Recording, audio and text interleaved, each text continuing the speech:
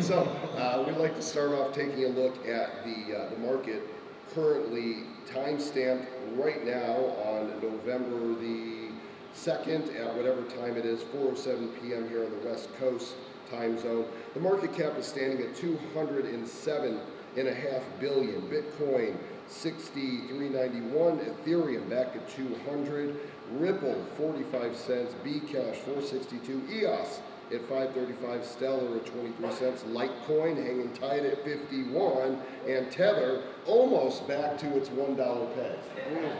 We've been watching Tether week to week, and very volatile. Actually, the other week it got down to like 90. I think it got down to like 94 cents, 96 cents. Yeah. Well, you just presented here just about an hour ago, and your predictions have remained the same. You're still pegging Bitcoin for 28,000 end of 2019 and 100,000 a few years after. 5 years. 5 years 50,000 after. is for 2020. 100,000 will be on the next halving, which is 2023 or 2024. There's one in May of 20, and then I think the next one is 3 years after that. So at the end of 2020, it's going to be 28,000? No, 28,000 my target for the end of next year, 50,000 for 2020. 50,000 by the end of 2020. And I think we'll get a nasty correction, and then another run up before the next halving. And didn't you say that if it doesn't hit 50,000 that you're going to eat John McAfee's dick? I said I would eat a cucumber. A cucumber? Listen, I said I would eat a cucumber if DIG doesn't hit 40 cents by Oh, DIG, yep. I don't know, many of you are on Ronnie's list, so maybe following that. That's another story. Vinny, what do you think? Yeah, I try to prevent this bubble. I mean, this was kind of the running joke of last year. People actually thought it was a paradigm shift. Like, I was tweeting in December, like, you know, the sarcastic tweets I put out was, oh, the guys, this is a paradigm shift. This is change. I mean, it's what do you expect to happen? This is going to be a long, cold winter. You can't, like, the bigger the party, the bigger the hangover, guys. Like, we had a big party last year. Let's just be frank. And like this year, this is the fall. Like, we haven't even hit winter yet. Winter's a lot colder and it's going to last longer. So, you know, I can't see Bitcoin getting to what, 28,000 next year? By the end of next year. Yeah, I think is weed legal in Nevada? Yeah, it is actually. That explains it. You don't think it's going there? 28,000 next year? That's 40% above where we were in January, 18 months from See, now. it doesn't work that way. Okay. Where is the money going to come from? Like, if we actually I think there's going to be a watershed moment. Right now we have 1% penetration in the world. I think we are right now before we were with the Netscape moment, watershed moment on the internet 20 years ago. I could be wrong, but you miss every shot that you don't take in life. This is a shot worth taking. A few years ago, they said Amazon was overvalued, but they were losing money on every book that they sold. Today, the company's worth $800 billion. Yes, because they had good fundamentals. Like, they have traction, they have metrics. What are the metrics around, let's just go to Bitcoin. What are the metrics around Bitcoin that makes you believe it's going to get to 20,000? Do you think Bitcoin is overvalued?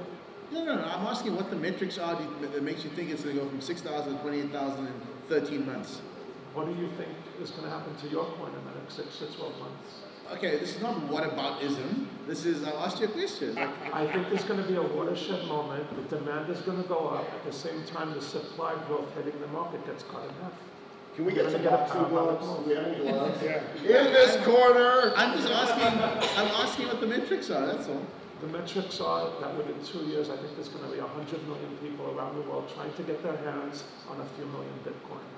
But I think it depends how they're onboarded, though. So right now, at this moment, we're getting all this infrastructure being built, and I'm seeing nothing about it being easy for the everyday consumer. So I agree, it's about 1% penetration at the moment, but we're going to need to see, amazing apps and platforms being built for that to make any sense. And you can do it all in 13 months flat.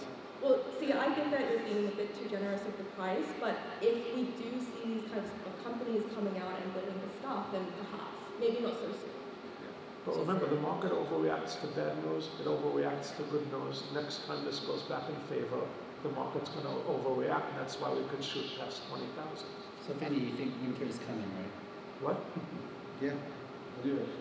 Vinny, you're bumming us all out, dude. I think Vinny and Ronnie need to have a podcast and call it the worst podcast. Like, bad news. That's good. Well, okay, so as long as we're going down the bad news line. This is hard, but let's look at the fundamentals for the market right now. You've got 50 to 100,000 people working in the crypto industry worldwide, right? How do they live? How do they survive? They pay their bills using what? They sell their crypto, they sell their crypto for fiat, and they will pay the bills. Companies, like 99.9% of the companies in the industry, other than exchanges, do not make profits, by the way. They have to live, and their landlords don't take crypto, they take fiat. So on the sell side, there's close to $1 billion per month in selling pressure for fiat in order to pay mining costs, operational costs, conference travel, and a whole bunch of other things, right? And then on the buy side, you have to match that just to maintain equilibrium at the current price points. What do you do? And then as the price drops, you have to sell more of the crypto to get the same amount of fiat, because guess what? When the price of your crypto goes down 20%, the landlord doesn't drop your rent 20% either. So now you have an oversupply of crypto in the free float in the market. Now, are we at a stasis point right now? I don't know. But I think it probably drops a bit more to accommodate for the fact that these companies don't make profits, and there are people working in the industry. So take day traders and take them out of the equation for one, but take the people working in the industry. These companies don't have any economic value. They're still busy building infrastructure. They're still trying to get metrics in place. That cash has to come from somewhere, and right now it's coming out of reserves that companies have. But when those reserves are up, the crypto markets are going to enter. It's the Major Downer podcast with Vinny Lingham. But my point is, I asked Ronnie for metrics and for what are the fundamentals. He didn't give any. I'm giving you guys metrics and fundamentals. 50,000 to 100,000 employees worldwide. Work out the average carrying cost of an employee. Look at the mining cost of Bitcoin at around $200 million a month. This is what miners have to sell to pay their facilities. Where does this fiat come from, people? It comes from buyers. Okay, Ronnie wants to weigh in here. Go ahead. The reason I haven't given any metrics is because I just did a presentation a few minutes ago, and I don't want to bore them and repeat what I said an hour ago. So go watch There's $200 trillion right now in the world in gold, bonds, stocks, and cash. All four of them are overvalued. If 2% of that $200 trillion ends up in crypto, you've got a $4 trillion valuation, 20 times where we are today. If Bitcoin holds its market share, it goes to $130,000. The gold market is $7.5 trillion, 60 times what Bitcoin is at $125 billion. I don't know how much gold there is in the ground. I know how much Bitcoin there is. I know what the demand is going to be 2 years from now. You want more metrics? All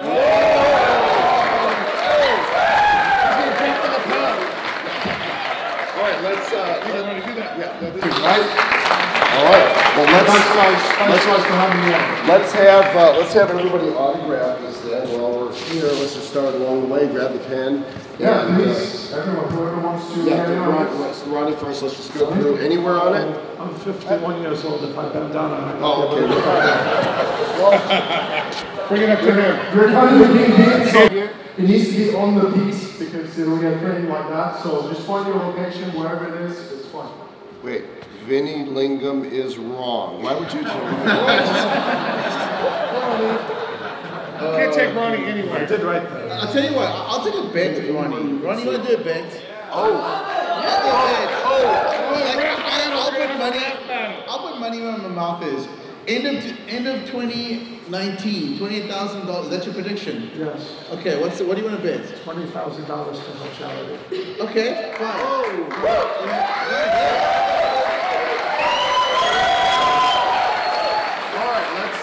So there's this clarify. By 31st of December, midnight next year, if the Bitcoin price touches 28,000 on any exchange of reasonable volume, I mean, it could be, obviously can't be some sketchy exchange and you set up overnight, but any legit exchange, if it touches that price at any point during the year, okay, I'll put $20,000 into a charity. If it doesn't, you're in for 20K into a charity. I can't lose on this bet.